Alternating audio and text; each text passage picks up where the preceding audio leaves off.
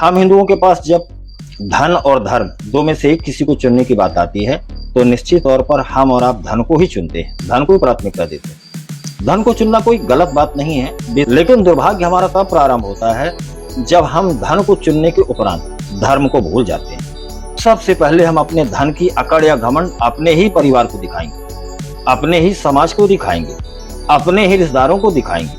हम यह भूल जाते हैं कि जिस दिन हम बिस्तर पर पड़े होंगे, बीमार होंगे, उस दिन हमारे यही भाई, हमारी बहन, हमारे माता पिता, हमारे रिश्तेदार यही सबसे पहले आकर के हमारे साथ खड़े होंगे। तो हम अपने धर्म का पालन करना भूल जाते हैं, जिसकी वजह से हम अकेले हो जाते हैं। जब आपके पास धन आ जाता है तब आप धर्म का कार्य छोड़ देते हैं। आप किसी भी समाज से हो, आप उस समाज के महापुरुषों की जयंती तो करते हैं और आप खूब पैसा लगाते हैं। आप पैसा इसलिए लगाते हैं ताकि समाज के लोग यह जाने कि आपके पास बहुत पैसा है। लेकिन उसी समाज के एक गरीब बच्चे की ना तो पढ़ाई का जिम्मेदारी लेते हैं, ना उसकी अर्थव्यवस्था की जिम्मेदारी लेते हैं।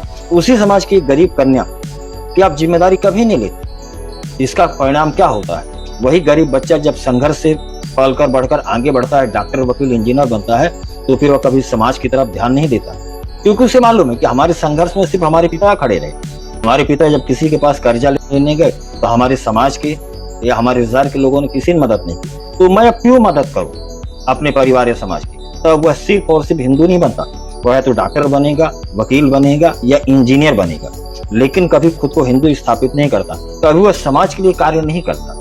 यह एक बहुत बड़ा दुष्परिणाम और हम लोग यह समझ नहीं पाते। जब हमारे पास धन आ जाता है तो हम मकान खरीदते हैं, हम वाहन खरीदते हैं, हम दुनिया भर की ऐश आराम की चीजें खरीदते हैं, लेकिन हम यह भूल जाते हैं कि इन चीजों को खरीदने के उपरांत इनको बचाएगा कौन?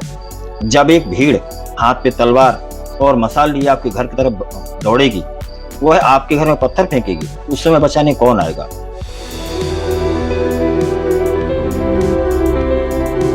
उस समय बचाने आपको आपका धर्म आएगा, और धर्म वही है जिनके साथ आप खड़े हुए थे। अगर आप भाई के साथ खड़े हुए थे तो भाई आपको बचाने आएगा। अगर आप रिश्तेदार के साथ खड़े हुए थे तो रिश्तेदार आपको बचाने आएंगे। अगर आप समाज के साथ खड़े हुए थे, समाज के लिए कुछ अच्छा कार्य किया है, तो फिर वही लोग आपके साथ खड़े होंगे, और वही लोग फिर चाहे पुलिस में हो, चाहे जज हो, चाहे वकील हो, बिना किसी संकोच के आपकी मदद के लिए खड़े रहेंगे। आप शुरुआत तो करिए, मगर दुर्भाग्य है कि हम धन के मद में इतने चूर हो जाते हैं कि हमें लगता है कि शायद हमें इन सब की किसी जरूरत नहीं पड़ेगी, और फिर आखिरी में हम वही जैसे पाकिस्तान में हुआ, जैसे आज बांग्लादेश में हो रहा है, पश्चिम बंगाल में हो रहा है, वही हमारे साथ होता है। इसलिए कभी भी अपने धर्म के साथ खड़े होइए।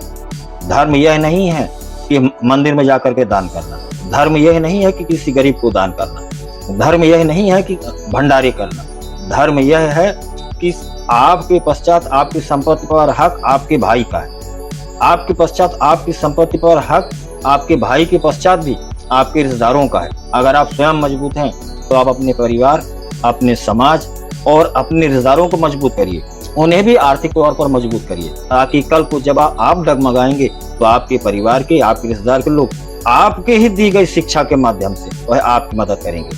अन्यथा आप बहुत आसानी से शिकार बन जाएंगे, और आप जैसे न जाने कितने ही ऐसे आसानी से शिकार बनते रहेंगे। जय श्री राम।